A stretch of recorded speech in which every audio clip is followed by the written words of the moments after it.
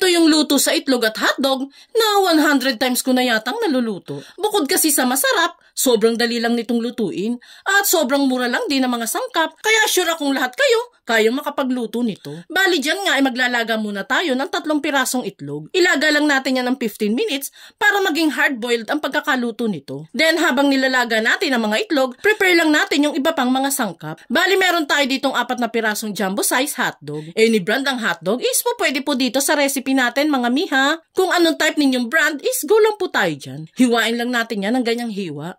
Then sunod na natin itong white onion. Pwede naman po dito yung pulang sibuyas mga mi. Mas nasasarapan lang po kasi ako kapag white onion ang gagamitin. Hihiwain lang natin yan and last na natin ipe-prepare itong siling berde. Optional lang naman ang paglalagay nito mga mi. Baka kasi maanghangan yung mga chikiting ninyo kapag naglagay kayo ng sili. Pero kung adult naman po ang kakain, lagyan nyo na lamang po nito. Kapag okay na lahat, check naman natin yung nilaga nating itlog. Natapos na nga yung 15 minutes natin ng pagpapakulo.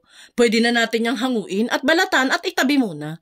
Proceed na tayo sa pagluluto. Magpapainit lang ako ng mantika sa kawali, then saka ilagay ang nahiwang hotdog dito. Ipapan-fry lang po muna natin yan ng ilang minuto. At habang niluluto ang mga hotdog, i-mega shoutout ko lang po muna itong mga solid viewers natin na lagi nakasuporta sa atin. Ito ay sila Sir Danilo Cabrera ng Davao, Ma'am Estelita Tamayo na hindi nilagay kung saan siya nakatira, Ma'am Glessy Alvarez ng Cavite, at si Ma'am Norma de la Cruz ng Bulacan. Salamat po sa walang sawang pagsuporta mga ma'am and sir. And makalipas nga ang 3 minutes ng pagpa-fan fry sa mga hotdog, pwede na natin yung hanguin at itabi saglit. Then saka tayo maglalagay ng konting margarine sa kawali.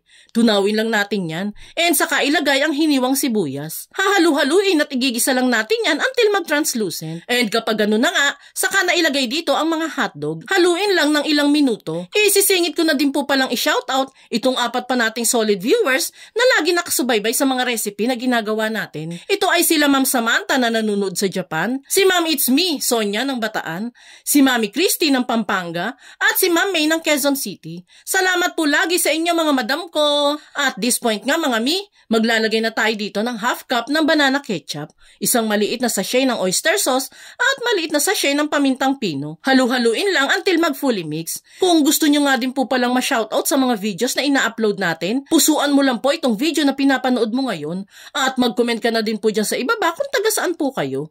Malay mo, ikaw naman ang ma-shoutout natin sa mga future videos na gagawin pa natin.